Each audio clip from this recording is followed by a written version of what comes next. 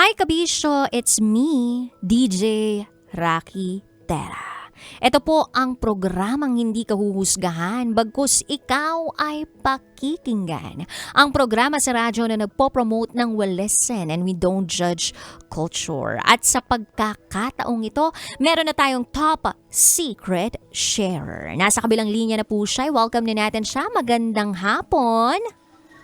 Magandang hapon po. Ano pong pwede naming itawag sa'yo? Ming, Ming, ilang taon ka na? 26 po. 26. Sang lupalop ka naman galing, Ming? Laguna po. Laguna. Alright, Ming, 26. From Laguna, hindi na ako magpapaligoy-ligoy pa. Ano ang top secret mo? Dahil dun po sa mga kawork ko, dahil sa tagal ko pong kinimkim yung inis sa kanila, pinagre-report ko po sila isa-isa this year lang. Then, nabalitaan ko lang po dun sa kakilala ko sa kabilang team na ako daw po yung pinaghihinalaan nila. Pero wala naman silang proof na ako yung nag-report. Kaya every time na bumibisit po ako dun sa office namin, tahimik lahat po sila kasi takot nga po sila na baka may marinig ako then i-report nga daw. Oh, Kim, gano'n ka nakatagal dito sa pinagtatrabahuhan mo? Kim, gano'n ka nakatagal dito sa pinagtatrabahuhan mo? Magpa 5 years na po. Maglilimang taon na. And pwede bang malaman kung bakit mo nireport itong mga katrabaho mong ito? Kasi po nung nag-uumpisa pa lang naman po ako, mabait pa lang po sa akin. Then nung parang habang tumatagal po, parang hindi po namin maintindihan ng mga kabatch ko po, bakit inis na inis po sila sa akin. Then pinalalabas po ngayon sa ibang sa ibang team po is binubuli po daw kami. Sa way po nung pag nadating po kami sa office, lagi po sila nagpaparinig, which is parang ano na rin naman po, parang verbal bully na po rin sa amin. Baguhan pa nga lang po kami. Ayun po, talagang parang this year lang po napuno na ako. Pinagre-report ko na po sila lahat. Bali, grupo-grupo ito. Bali, grupo-grupo ito. Tama ba, Kim? Opo. Ming pala, hindi pala Kim. Ming! Opo. Pwede bang malaman kung anong industriya yung pinagtatrabahuhan ninyo? BPO po. BPO.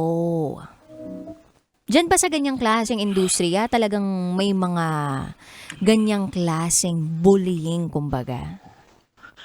Lagi naman po kahit sa pong company po mapunta, meron pa rin pong ganun. Sa palagay mo, bakit ganun yung naging atake nila sa iyo? Hindi ko po lang sure kasi may isa po kaming kaibigan noon na parang may kabatch po namin na parang tingin po nila favorite na favorite po kami kasi parang may isang beses po yatang pinasuyo. Then madali po daw napakiusapan yung leader namin. Tas pagka daw po yung mga tenured, hindi daw po agad payagan. Ibig sabihin, efficient and effective kayong magtrabaho. Opo. Tapos naiinggit sila dahil napagbibigyan kayo dun sa mga bagay na deserve nyo naman. Opo, ganun po. Until now naman po, hindi pa rin po malinaw sa amin kung bakit ganun po yung inis po nila sa amin. So kaya po, lahat po ng mga kaklose niya, inisa-isa ko po lahat ipagre-report. Wala po silang magawa kasi may mga screenshot po kung ipinanlaban sa HR namin, which is yung mga ibang team na parang kine-question yung kaibigan ko po sa ibang team na ano daw po yung screenshot ko daw pong nilagay. Parang nung hinire-report ko po, 'di ba po may confidential? Parang hindi rin naman po confidential kasi parang ultimo yung leader din naman po sinasabi kung sino din po nag-report kaya parang may hinala din po yung ibang tao. So parang may nag-isplok ba sa inyo internally kung sino ang nagsumbong, ganon? Opo, parang ganun. So paano ang galawan mo ngayon sa opisina ninyo? ano na po, 'pag bumibisita na lang po ako dun, ano na lang, dadaanan ko na lang sila kasi lahat po sila natahimik kasi nga takot na nga po baka may marinig ako then Mm. ipa-HR ko sila. Oo. Fairness ha, ang tapang mo dun, Ming ha, na pina-HR mo sila. Kumusta yung pakiramdam mo ngayon na yung nakapagsumbong ka na sa HR ninyo at para bang natapos na ang lahat ng ito? Ano po, as in, malayang-malaya na po yung parang ultimo may makuha po akong mali dun sa ginagawa nila. Parang ano, feel ko po parang natatakot na sila kasi nga ano po sa super open ko po sa leader, sa HR, sa quality po yung nagka-quality. Kasi anytime po na i-chat ko po sila, parang feel nila may audit error, ganun po. May mali agad silang nagawa, ganun. May mga technical terms na tayo natututunan, no? Mula Ay, sa BPO. Technical, audit error. Oh. Isa lang yung alam ko eh. Teacher terror. Charot, darot. Anyway, Ming, para sa mga naging katulad mo na nanahimik sa loob ng 5 taon o ilang taon nang nananahimik, no? Pero alam naman nila na nasasaktan na sila dahil sa mga naririnig nila sa paligid nila o sabihin na natin may mga hindi magagandang binabanggit na salita tungkol sa kanila, ukol sa kanila. Anong advice ang mabibigay mo sa kanila? Ang pinaka-advice ko lang po is, lahat ng galaw is, parang kunwari po, kasi ano na po kami, puro chats lang po kasi kami. Lahat po ng galaw is bantayan po ninyo para hindi po ma-take against sa inyo. Tas as long as meron po kayong kayang i-present na mga screenshot, mga picture, mga record, i-present nyo po sa HR para wala silang laban kasi nga ginawa naman po talaga nila yun. Mahirap lang 'pag puro verbal. Wala pong mangyayari 'pag verbal, sabihin nagagawa ka lang ng issue. So dapat po may evidence lang po talaga pagka naggaganyang report po. Mhm. Pero nagkaroon ba ng written reprimand o meron bang sanction sa kanila? Yun po yung hindi ko na nalaman kasi due to data privacy nga daw po. Hindi na Hmm. po sa akin. Tapos yung mga pero nababalitaan ko naman po do'n sa ibang sa ibang team na kakilala ko na may naka-receive daw po ng NTE. Mm. Tas yung isa nga pong ini-report ko dahil po do'n sa dress code Mm. is nagpadala po yung HR sa lahat po ng email na sa lahat po through email na may dress code policy na dapat sundin, yung gano'n po. Okay, wait. Isa-isahin natin Yung NTE is Notice to Explain, tama? Opo. Okay. Ano naman tong dress code policy? Ano to? Bakit may ganung biglang ipinakalat yung HR ninyo? Kasi, bukod pa po yung isyung yun sa bully sa damit. Kasi yung kinaiinisan ko ring pong tao is tropa po din nun, which is yung pananamit niya po is parang hindi po pang office attire, yung masyadong showy, above the knee yung damit, hindi po pang office. So, Baka dahil gusto sa niya inis ko po mag-outing. ay ewan ko po dun, lagi pong ganun ang damit noon. Pero pang international po yung company, kaso nga lang po, hindi naman po magandang ganun ang damitan po. Pero depende kasi naman talaga yan sa company policy. At syempre, kapag may mga ganitong klaseng reklamo, dumadaan din ito sa due process, 'di ba? And Opo. tama naman na may data privacy and meron tayong pinoprotektahan, 'di ba, na mga dignity of the people involved in the case or dun sa issue na meron kayo. But anyway, Ming, may tanong ako sa'yo. Ano po? Hindi kaya gusto ka o crush ka nung isa dun sa kabilang team? Hala, DJ Rocky, hindi kami talo. Paano mo nasabi hindi kayo talo?